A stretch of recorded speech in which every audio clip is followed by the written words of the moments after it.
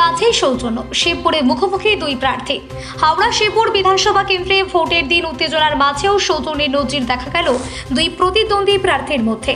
Dasnagar city I advance training institute vote কেন্দ্রে মুখোমুখি হন বিজেপি প্রার্থী অভিনেতা রুদ্রনীল ঘোষ এবং তৃণমূল কংগ্রেসের প্রার্থী ডাক্তার রানা চ্যাটার্জি। দুই প্রার্থী কেন্দ্রে পৌঁছতে বাইরে থাকা কর্মীদের মধ্যে শুরু হয় স্লোগান পাল্টা স্লোগান। তৃণমূল কর্মীদের জয় বাংলার জবাবে বিজেপি কর্মীদের জয় শ্রীরাম স্লোগানে সরগরম হয়ে ওঠে গোটা এলাকা। সেই সময় ভোট দিতে আসা সাধারণ ভোটারদের সামনেই উত্তেজনার আবহ তৈরি হয়। তবে এই উত্তেজনার মাঝে দুই প্রার্থী একে অপরের সঙ্গে হাত মিলিয়ে সৌজন্য বিনিময় করেন, যা উপস্থিত সকলের নজর কাড়ে। অন্যদিকে ওই ভোট কেন্দ্রে ইভিএম মেশিনের সমস্যার কারণে ভোট গ্রহণ কিছুটা দেরিতে শুরু হয় বলে অভিযোগ ওঠে। তৃণমূলের প্রার্থী রানা চ্যাটার্জি এই অভিযোগের পাশাপাশি বিজেপি প্রার্থীকে উদ্দেশ্য করে মন্তব্য করেন, এবারের ভোটে তিনি অনেকটাই বুঝে গিয়েছেন। সব মিলিয়ে স্লোগানের উত্তাপের মধ্যেও দুই প্রার্থীর সৌজন্য আচরণ ভোটের দিনে ভিন্ন ছবি তুলে ধরল।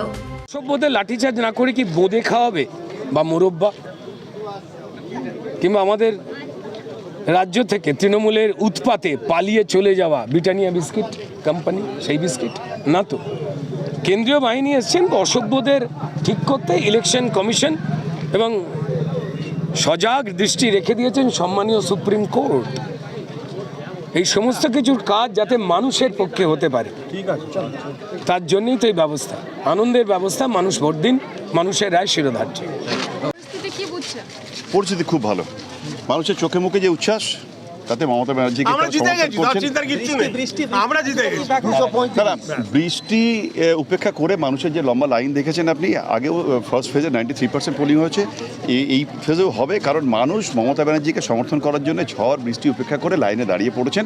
সুতরাং আমরা জিতছি, জয় বাংলা। আমি কথা বলছিলাম এই লম্বা লাইন, মানুষের এই হয়রানি নিয়ে আমি ভেতরে গিয়ে কথা বলছিলাম যে কেন এত স্লো হচ্ছে। তাতে যা জানতে পারলাম যে ইভিএম মেশিনটি এক ঘন্টা ধরে খারাপ হয়ে পড়েছিল। তো এইগুলো ইলেকশন কমিশনের আর একটু সতর্ক হয়ে আর একটু ভালোভাবে দেখা দরকার যে মানুষের এই হয়রানি 2-3 ঘন্টা 4 ঘন্টা মানুষ ওয়েট করছে রাস্তার মধ্যে। তো এইগুলো কাম্য নয়। তো যাই হোক, এগুলো part of the system, part of the game. আমি রিকোয়েস্ট করে এসেছি যারা কাজ করছে তারা অত্যন্ত পরিশ্রম করছেন এবং আশা রাখি এবার একটু ফাস্ট মুভ করবে এবং মানুষের যন্ত্রণা কমবে, কারণ মানুষ ইভিএমের কাছে পৌঁছলেই সেই জোড়া ফুলে চাপটা পড়ে যাবে। সেই জন্য আমরা চাই মানুষ পৌঁছে যাক তাড়াতাড়ি। এবং তাকে বাধা প্রদান করা হচ্ছে বলে অভিযোগ করছেন। আপনারা দেখুন, আপনি যারা দাঁড়িয়ে আছেন, যারা ভোটার, জিজ্ঞেস করুন। আসলে এখন থেকে উনি বুঝে গেছেন উনি হারছেন, সেজন্য এখন থেকে অজুহাতগুলো তৈরি করছেন, আর কিছু না। হ্যাঁ, দাসনগরের এবং ভোটারদেরকে প্রভাবিত করা হচ্ছে কখনো না। এটা কখনো আমাদের পার্টি জিরো টলারেন্স নিয়ে চলে, কখনো আমরা করি না।